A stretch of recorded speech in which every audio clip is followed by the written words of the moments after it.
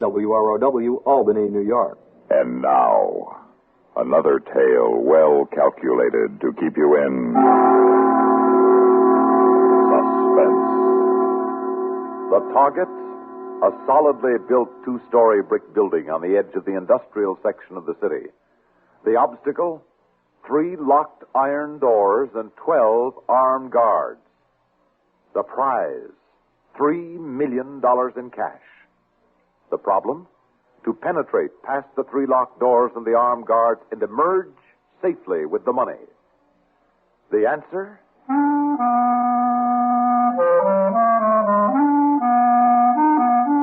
Just for the record, the name is Pete Wilson. Job? Night superintendent of the Lakeside Municipal Crematorium. Time, midnight about a year ago, with a thunderstorm bowling duck pins in the sky.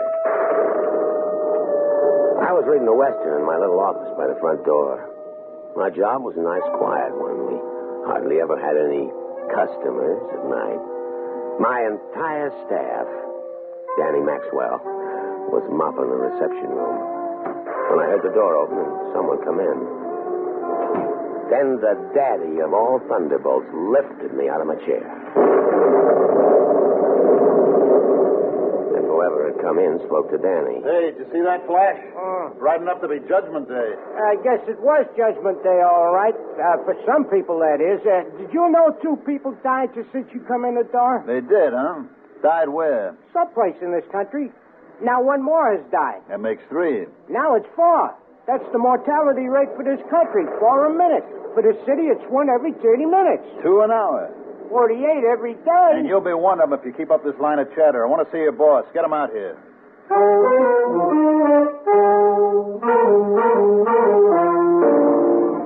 was Al Thomas's voice, and of all the people in the world I didn't want to see, Al was all of them. But I got outside fast. Al Thomas. Well, long time no see. Yeah, Petey boy, you're looking good, real good. Excuse me, Mr. Pete, but this gentleman is an old friend of mine, Danny. Go on out back and clean up. I want to talk to him. Danny went off with his mop, and I took Al into my office. I got out the bottle of bourbon I used to help the prowl cowboys warm up with on cold nights. Al took off his wet $90 gabardine topcoat and smiled at me with big sharp teeth. Nice setup you got here, Pete. Your own boss, lots of time to yourself, everything nice and quiet. I like it quiet, Al. Yeah, you always did, didn't you? Remember how noisy our cell used to be? Always somebody in a cell block coughing or snoring or choking or screaming. Yeah, I remember. Look, what are we talking about cells? Let's talk about something interesting. Like money. Money, Al? Money. I got a little job in mind, Pete, and I need some help. You. Al, I'd certainly like to help out, but the doc told me to avoid any excitement. You're the old ticker, you know. Excitement? This will be like wheeling the baby to church. Tell me, Petey, can you drive a horse? Well, sure, I can drive a horse. Then you're in. I... I'm giving you a 20% piece. The total take should be $3 million. So you'll be the first guy in history to earn $600,000 for driving a horse. Any questions, Petey? Oh, what kind of a horse, Al? Horse? Who said anything about a horse? I asked if you could drive a hearse. A hearse, boy, a hearse.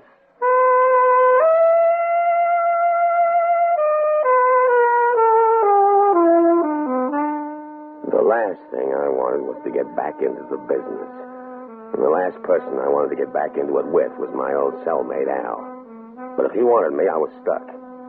Being a 3-time loser, all he had to do was plant some hot goods on me and call the cops, and I was up for life. I had to play along. So the next afternoon, I went to see him in his room in that crummy lodging house, and he took me to the window and pointed. See that steam shovel across the street? Well, sure, I see it. Excavating for a new building. Yeah, and you see the solid old brick building right next to it? Uh-huh. It's the main headquarters of Dollar Delivery, the big armored car outfit. Right. It's where they load the armored cars with the money. Now, every Thursday night, there's better than $3 million in that building, Pete. being packaged for payrolls in this area. Next Thursday night, we're cutting ourselves in on that $3 million. Just, you and me? Just the two of us knocking over 12 armed guards and 3 locked doors and... Diddy, relax. Of course we're not trying anything like that. I was afraid for a minute. I use brains, Pete. Brains, not muscles. You know who's operating that steam shovel? Marty Brannigan. Marty Brannigan? That's right. The whole construction gang is part of his mob. They have the foundation of the dollar delivery building weakened in one spot so it's all ready to cave. And next Thursday, it will cave. They'll just walk in and pick up the dough. But then, where do we come in, huh? Oh, that's simple, Pete. We take it away from them. So that's how the dollar delivery holdup started. Anyway, how my part in it started. Al didn't explain anymore, and I didn't ask no questions. Al didn't like questions. But next night, he dropped into the crematorium, and I showed him how we take care of our customers. Now, back here, Al, is the receiving door. Mm-hmm. From the outside, a box is rolled through on these steel rollers. One man can handle it. Yeah, I'll show you how the whole deal works. It's practically automatic. Danny? Yes, Mr. Pete? Come out here in a minute. What do we need him for? Danny always does the honors. Well, can you trust him? If he starts talking. Oh, Danny never talks. He's punchy. Used to be in the ring. As fast as a thing happens, he forgets it. Here, Mr. Pete. Yeah, well, show my friend Al how we handle this, eh? Oh, sure, Mr. Pete. First I push this button. That turns on the furnace, Al. Mm-hmm. And then I push the box down the steel rollers like this. Now watch. The furnace door opens automatically. Hey, the box is rolling right into the flames. All automatic. Now the door will shut down. That's all there is to it. Okay, Danny. Go on back out front. Yes, Mr. Pete. Very neat.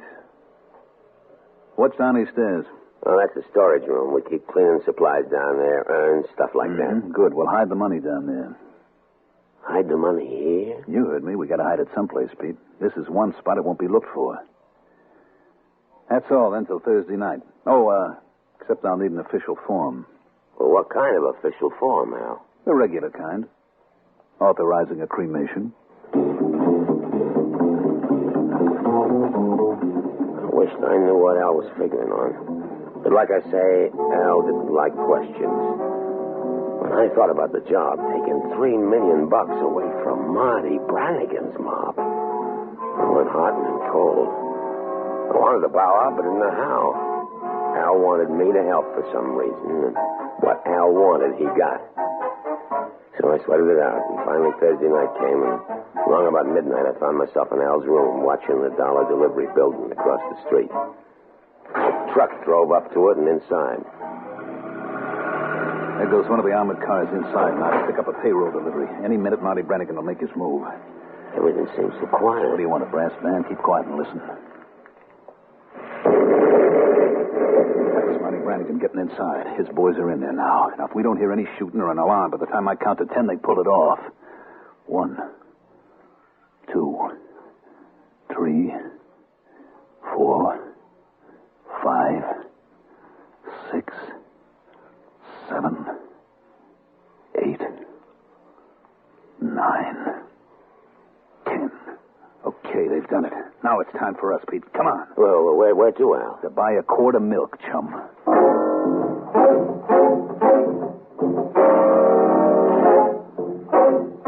Al led me out the back way. We started walking through the dark, quiet streets. We walked 5 blocks, 10, and then the quiet night blew wide open. All right, the alarm's been sounded. The Brannigan and his boys are a long way from the dollar delivery building by now. Sure, but anything moving in this town is going to be stopped and searched. They know that. All right, here we are. Where? See that milk wagon at the curb? Yeah, I see that. Here comes the driver delivering the milk. Now, act drunk and try to buy a quart from him. Go ahead. Buddy. Hey, buddy. Yeah, what is it? Listen, brother, I want to buy a quart of milk. I just deliver, Mac. I don't sell. Well, my old lady sent me out to get a quart of milk. Just 1 quart? Now, let me have one little old quart, buddy. Hey, let go of my arm, you lush. Let go, I said. Okay, take this.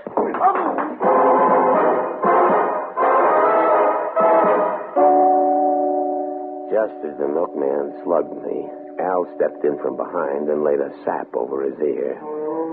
We caught him and dragged him into the milk wagon and tossed him in back on top of the cases of milk. Then I found myself standing there with the reins in my hand. All right, Pete, you said you could drive a horse and drive. Come on, boy. Come on. In the next block, there's an alley. Turn into it. Oh, yeah, sure. I hope none of them prowl cars stop us. Who's going to stop a milk wagon? Well, they might notice we aren't delivering any milk. Don't worry, they won't. They're all heading for the dollar delivery building. And that's one place they won't find anything. Brannigan and his mob have had 17 minutes to make a getaway. Then they got away with the dollars, too. Where does that leave us? With all the cream, chum. That milkman in back there is one of the mob. One of Brannigan's mob? Sure, he's been on the job for 6 months. That's how long Brannigan's been planning this. Marty wasn't taking any chance of being stopped and searched. First thing he did was stop and transfer all the loot to this milk wagon. The money is back there, Petey, under the milk. Huh? Like I said, who's going to stop a milk wagon? Okay, here's the alley. Turn in here.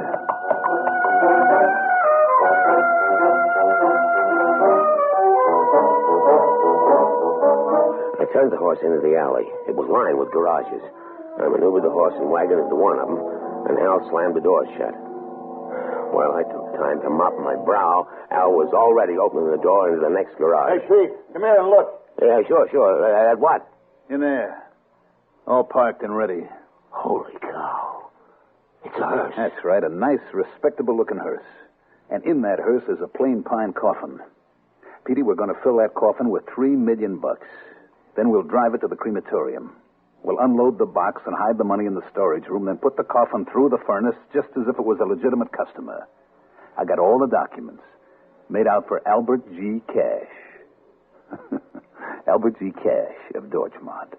Now, in about a week, we'll load the dough into the hearse again, and I'll drive it right out of the state.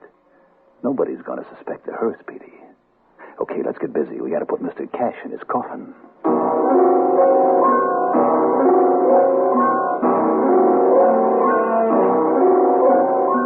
Al and I lugged the money sacks in the milk wagon and stowed them in the empty coffin. When we finished, Al went back to check on the unconscious driver, and I heard him yell, Hey, Pete, come here. This guy is...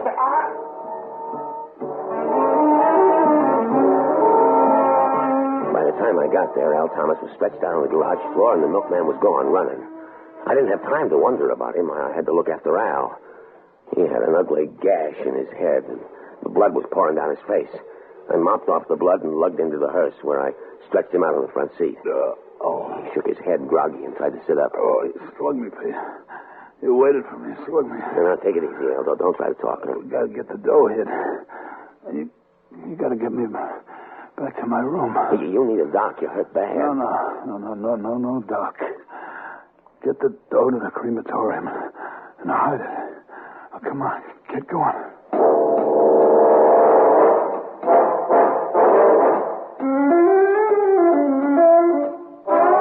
I got the motor started and drove the hearse out of there. I just hoped no cops would wonder what a hearse was doing on the street so late. If anybody asked, we were from out of town. One prowl car went by without stopping. Then we returned into the parking space back at the municipal crematorium. Everything was quiet. I slid the pine box holding Mr. Cash onto the loading platform and through the door on the conveyor. And I helped Al inside. All right, Al. Another couple of steps. That's it. Okay, we're inside. Now we'll hide the dough, and then we'll get you back to your room and get the hearse back in its garage. I'll get rid of the milk wagon, and we're set, eh? I feel pretty bad, Peter. I gotta lie down. Mr. Pete? Is that you, Mr. Pete? And you gotta hide. Stand behind this pillar.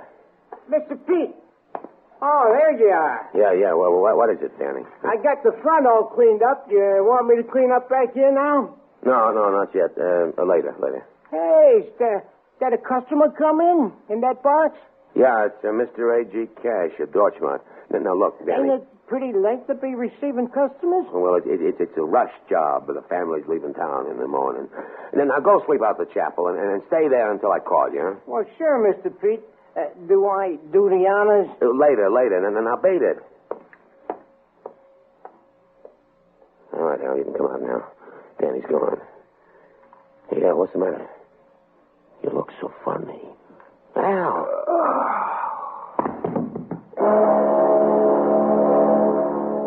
Al hit the floor like a sandbag and just lay there. I bent over him, feeling for his pulse. And then I knew. Al Thomas was dead.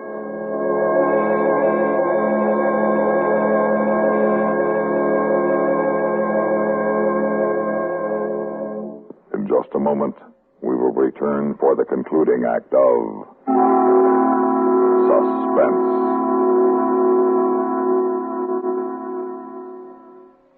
Confidentially, before I got the happy habit, I never could have talked to strangers this way. Mumbled, maybe, but talked? Oh, never. And my happy habit is catching. One listen does it. Arthur Godfrey, Art Linkletter's House Party, Gary Moore, and the new Bing Crosby, Rosemary Clooney show. CBS Radio has them all. It's live showbiz sound. Every Monday, Tuesday, Wednesday, Thursday, Friday. Catch?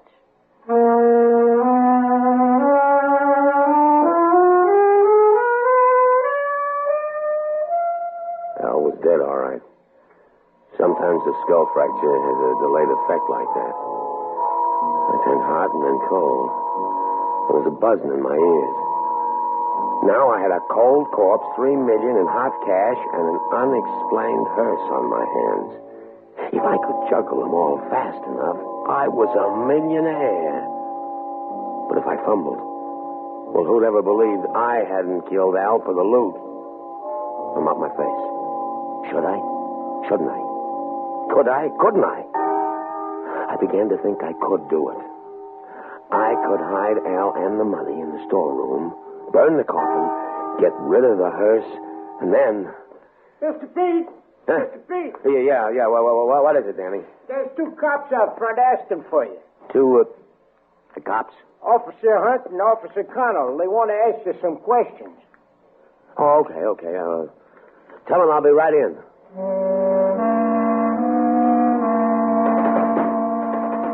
No, I didn't have no choice. I got Al's body out of sight as fast as I could. No time to lug him down to the storage room. And inside 60 seconds, I was out front talking to Hunt and Connell, the prowl car team who patrolled our neighborhood. Pete, we wanted to ask you, did you hear anything unusual tonight? Oh, just sirens, lots of them. Something big happened? Not unless you count $2.5 million big. $2.5 million? Somebody knocked over a dollar delivery and got away with $2.5 million. Missed $500,000 in their hearse. Yeah, we've been searching every car and truck in the streets. No sign of the dough. Headquarters thinks the gang hid it and broke up. You hid it, huh? Now we're searching block by block. You hear any unusual noises, trucks or cars stopping, anything like that? No, not me. Not a thing. You don't mind if we search the place? Search the crematorium? Oh, of course not. Oh, but first, I got some embalming fluid I'd like you to test. Embalming fluid, huh? Yeah. It sounds interesting. What do you say, Hunt? I say let's try it. Okay. Right over here in my office. Step in. Be comfortable. I keep it in here, filed under E. The best Kentucky bourbon embalming fluid. See what you think, huh? Man, that'll put life in a mummy. Here, Connell. Thanks, Hunt. You're right. That'll make the dead ones happy and the live ones happier. Well, have another. It'll be a long night. You can say that twice. The captain is really going to ride us to find that dough. Well, happy days.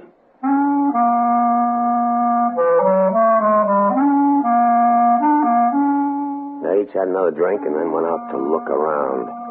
I sat there and held my breath, praying they wouldn't find Al and notice the hearse out back. They looked around for a minute, and then I heard him go out. I kept on sitting there until my heart stopped pounding. Finally, I went out to finish the job of hiding my dough. I was a millionaire now. 2.5 times a millionaire. And all of it tax-free. I even had a couple of nasty thoughts for Marty Brannigan's stupidity and missing the other $500 grand. And as I stood in the reception room listening, I heard something. And all of a sudden, I had a horrible thought. And I began to run toward the back. Danny! Yeah, Mr. Pete? Danny, did you... Did I what, Mr. Pete? Danny, where's the box for Mr. Cashion? Well, you said it was a rush job, so I processed it. Oh, no. Let me look. Let me see. Oh, you did it. It's in there. It's burning. I figured you'd be glad to have it done, Mr. Pete. Say, tell me, what did his initials stand for? I mean, A.G. Cash. Stand for his initials? I'll tell you. All gone, Danny. All gone. Cash.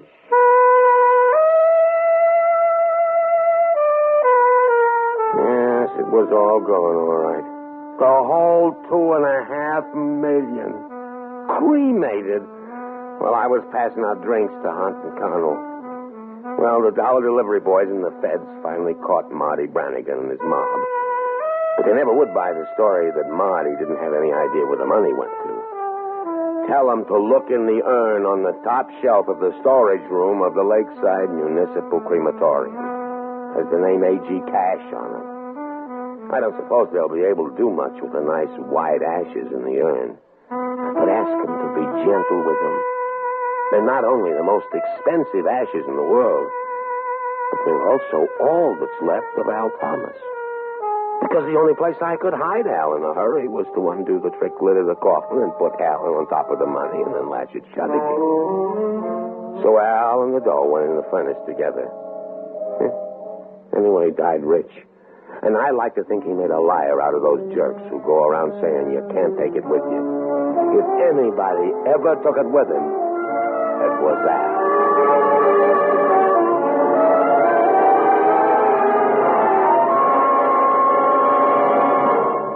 Suspense.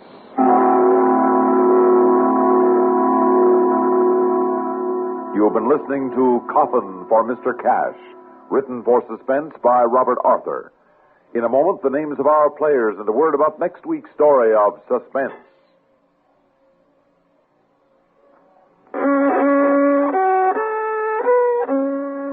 Are you all out of tune because you're irregular? Then help yourself get back in tune with Kellogg's All Brand. You'll feel right on pitch when Kellogg's All Brand goes gently to work. Relieves constipation due to lack of bulk by supplying your system with bulk-forming whole bran. Yes, a daily bowlful of Kellogg's All Brand with milk helps put you right back in tune. The natural way. The good-tasting way, too. Fact is, Kellogg's All Bran is the one brand cereal that combines proved effectiveness with appetizing taste and crispness. It never gets mushy in milk. So remember, if constipation's a problem, gentle it away, as millions do, with Kellogg's All Bran. The good food way to keep regular as clockwork. ALL-BRAN. Kellogg's All Bran. At your grocer's.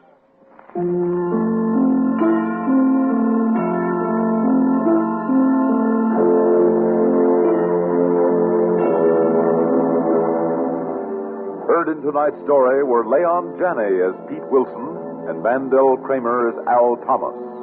Others in the cast included Sam Raskin, Sam Gray, Joseph Boland, and Bob Donnelly.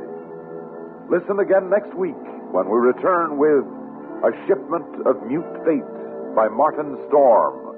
Another tale well calculated to keep you in